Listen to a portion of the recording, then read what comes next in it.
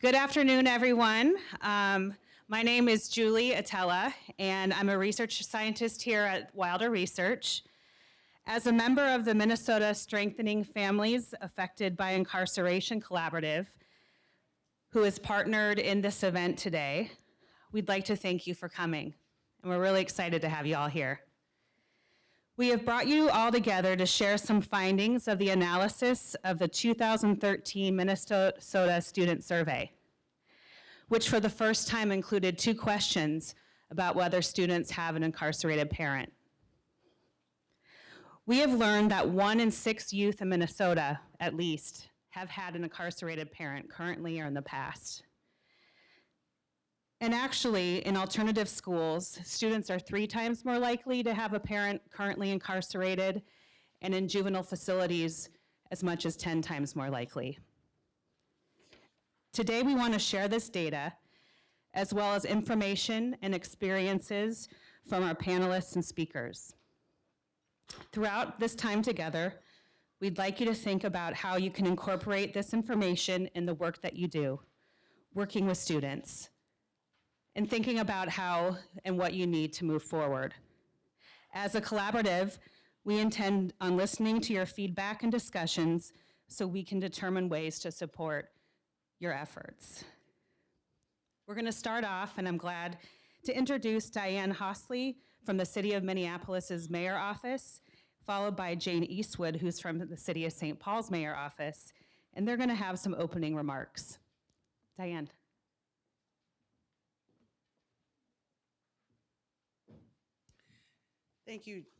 Thank you, Julie. And I would also just like to thank you and the whole Coalition for Strengthening Families Affected by Incarceration for even having this event.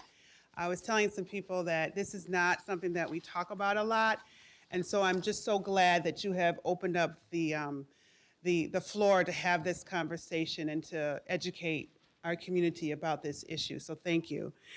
I'm just here today to bring you greetings and welcome from Mayor Betsy Hodges in Minneapolis across the river. This is the work that's happening here this afternoon is right up her alley. One of her main goals in even running for mayor and wanting to be mayor, she ran on a platform of equity. And a lot of the work that she's been doing since she's been elected is around making sure that each person and family has what they need to be successful. And what I'm hoping that we'll begin to talk about today is how these families and these youth get what they need to be successful. It is our job to recognize these youth who oftentimes are seen as invisible, at least their plight is invisible. And I'm hoping that you and the rest of the community cannot see them as invisible anymore, and that we can help to find constructive pathways to help them deal with their situation. I was recently very struck when I recently read the book Mass Incarceration by Michelle Simpson, and when she talked about, in that book, one of the things she talked about was even though that in some of our communities, there's a very high rate of people that are incarcerated, there is still a lot of shame in talking about it, and for an individual to talk about it, for a parent, and especially for a child to talk about their parent being incarcerated. It's almost like an invisible situation. But what I'm hoping is that we can help to find ways that we would show young people that even if they do have a parent incarcerated, it is not, it does not speak about their character. It doesn't say anything about who they are and who their capabilities are, what they are. And it doesn't say anything about their future as well, that they have their own future, and that we together can help them to find what that future is. So thank you, and I want to say welcome, and I'm so glad that you all are here today, and that and that you're talking about this issue and opening it up, and I'm just looking forward to all the great things that are going to come out of this afternoon.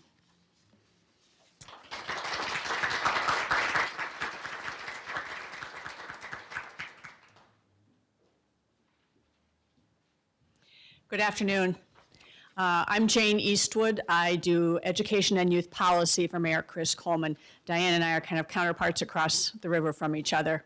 And I too am very grateful that you have come together today. I want to give a shout out to all of the organizers of this event because this really is an issue that it certainly hadn't come to my office in the last 3 or 4 years to specifically be addressing what's happening to youth who have incarcerated parents. And yet, it's as we are looking at all kinds of the sort of results of situations when children's lives are disrupted by something that's happening with their parents, whether that's poverty or that's incarceration or unemployment. We're always talking about things like the educational disparities, achievement gap, those kinds of things. But this is getting down to the level of the individual, what's really going on in a child's life and in a family's life. And I have no wisdom to offer, but I went through an experience with a family member who was for some period of time incarcerated and watched what happened to her children as they were moved around from school to school, family member to family member, and watched the older one, who was a astonishingly good student, suddenly start failing. And how heartbreaking it was from this family member of mine to watch what was happening to her children. And the ripple effects now that she's out and trying to put her life back together again, and how that's still impacting their family and will for many years. And she was lucky. Living in a small town and having a sympathetic probation officer and having someone like me and other family members advocate, she was lucky.